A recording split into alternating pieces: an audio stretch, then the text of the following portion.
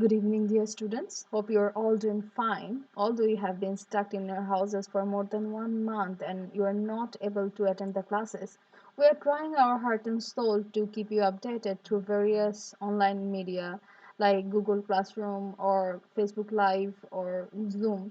But for GIS, it's very important that you practice in your own home, otherwise, you won't be able to do the analysis. That's why I am uploading today's video tutorial on a very important topic, that is geoprocessing. Geoprocessing is a widely used software or widely used analytical tool in ArcGIS, which is used to find out suitable locations and many other purposes. For example, you want to find out a suitable location for constructing an earthquake evacuation center. So there must be some kind of parameters or some kind of factors that should be fixed there, right? So using the geoprocessing analytical tools like overlay, merge, or intersect, or clip analysis, you can input all those parameters and you can input different type of layers and get the output all together. You can merge different type of layers all together. So geoprocessing is a perfect analytical tool where you can work with different type of layers or different type of shape files and find out your possible or your expected outcome.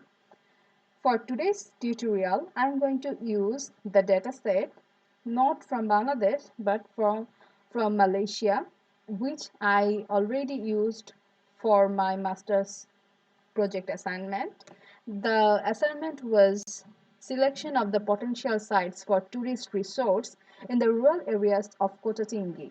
Kota Tinggi is a southeastern district of Malaysia, the state of Johor Bahru. If I want to show you the location, here is the location of Kota Tinggi, and this is the Malaysia, and this is the southeastern part is called the Kota Tinggi, which is already this area is called Kota Tinggi. Total area is called Kota Tinggi, and which is a tourist spot. There are lots of tourist attraction areas basically based on rural tourism.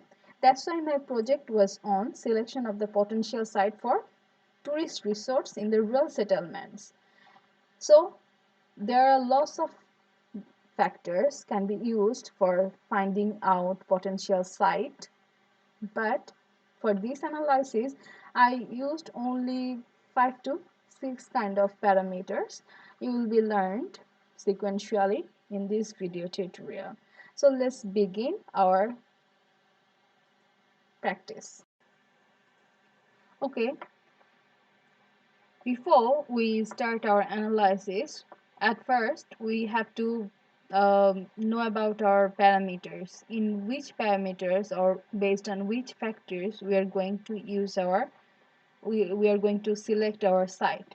I have mentioned here that for rural tourism or tourist resort, in order to find out the potential sites of potential tourist resorts, there could be variety of parameters or there could be variety of factors. But here, based on the secondary sources, I find out that in order to have a potential site, the site should be accessible from the major roads. Otherwise, the tourist can access there easily, and it has to be nearby to the rural areas because it is the rural tourism, it is based on rural tourism. That's why you have to be accessible within the village so that village people get the advantage of it and tourists get the flavor of village, and it also be approximately within the 2 kilometer distance of the tourist sites, so that is easily accessible.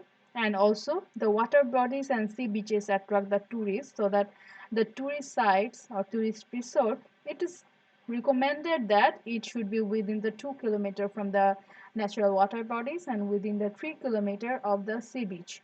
Actually, you can fix different kind of parameters by yourself, but there should be validity or there should be a valid reason behind you select the parameters. And for the tourist resource, the site should not be less than 1 hectares. So for this analysis, our factors and the parameters are uh, almost 5 to 6 parameters. So we have to make the layers of water body, rural tourism, and main roads, and various layers which are in different kind of files. We have to put it all together. At first, we are adding the land use data of Kotatingi. You can see that this data is not uh, classified. If I want to classify the data through the symbology, you can find out different type of land uses here.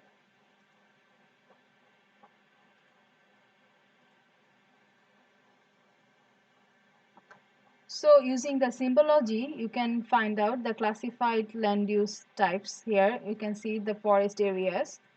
You can use different kind of colors for your more understanding, well understanding. Forest areas and water bodies.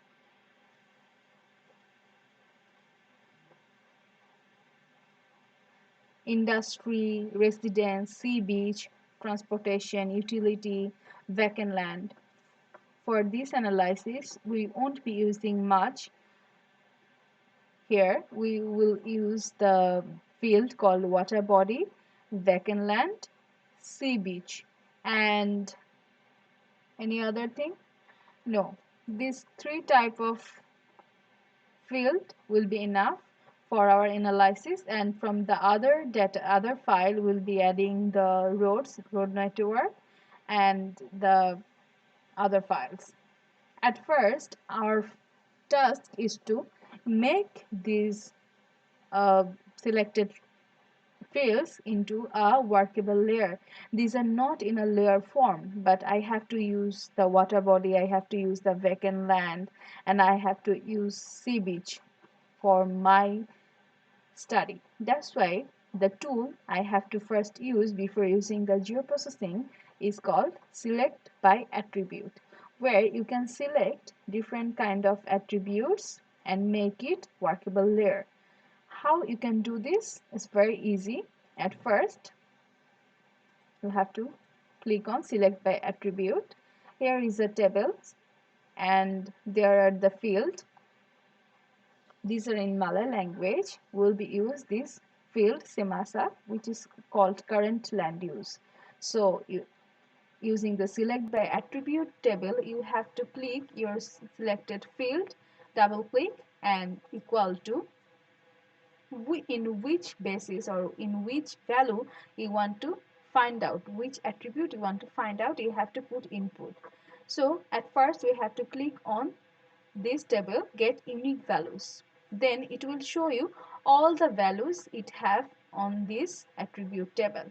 So all you need is at first find out the water bodies. We can see the water bodies.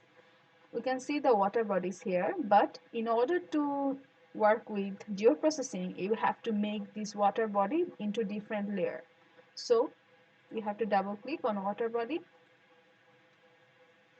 So you can see that these water bodies are selected and this selection is by attribute. They select all the water bodies it has, the natural water bodies, the rivers, everything. So this based on this selection, I have to make it first the layer. You have to right click on the shapefile and make it create layer from the selected features. Click on this tab, create layer from selected features. So here is a new layer of water body.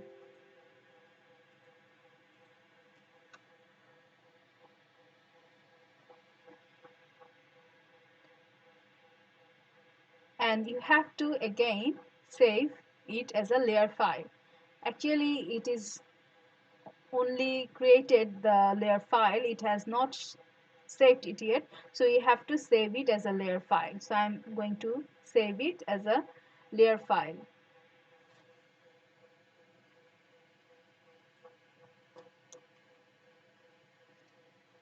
there is already actually layer, so I'm not saving it. You have to save it as a layer file.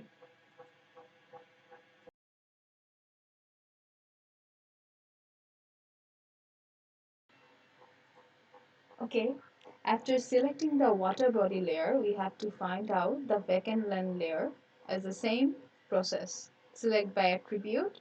I have to put the vacant land field here rather than water body.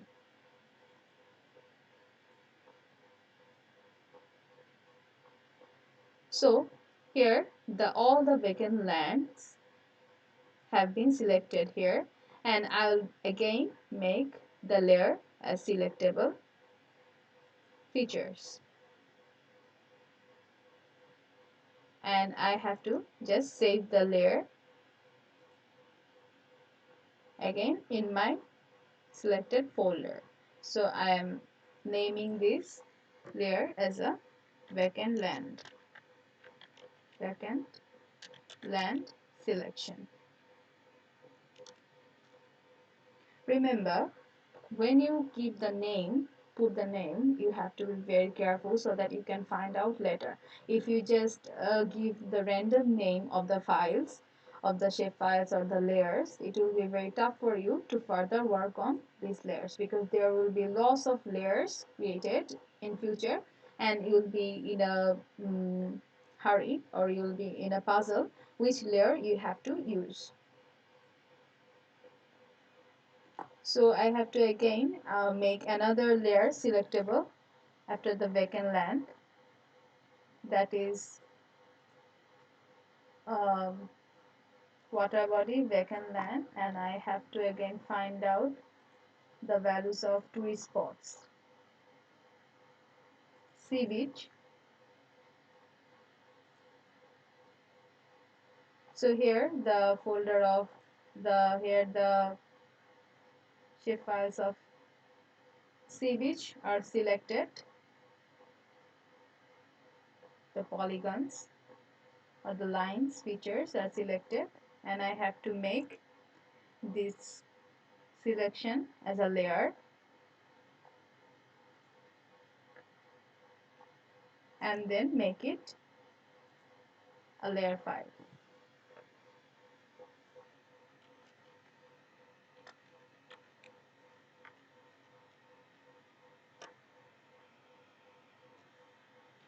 Okay, these have been created as a layer file. You can just check it out whether this is a layer or not. You get input, this selection here is the different layer. See, these polygons have been extracted from an aggregated shape file, and now it can be used as a different layer.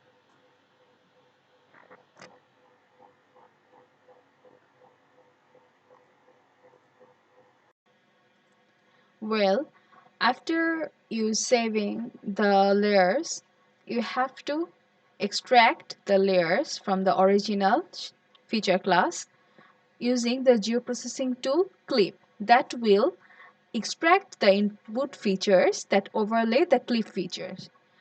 That's why you have to use water body, sea beach, this feature class differently, and you have to clip this feature class from the original feature class, that is land use. So I am giving the input feature class on the clip file. Okay, let's show it again. You have to click the Geo-Processing menu on this menu bar, and here you have to click on the analytical tool clip. You can also search here for clip